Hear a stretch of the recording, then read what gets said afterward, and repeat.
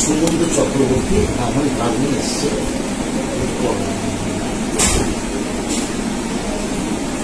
বলবো আমি আজকে যার বাড়িতে বসে আছি তার পরিচয় দেওয়ার কোনো প্রয়োজন নেই।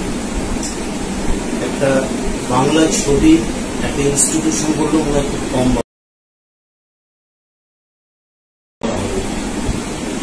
সত্যজিৎ রায় হয়তো অসম্পূর্ণ থাকবে যদি মাধবী চক্রবর্তী, মাধবী মুখোপাধ্যায় না থাকতেন, সৌমিত্র চট্টোপাধ্যায় না থাকতেন।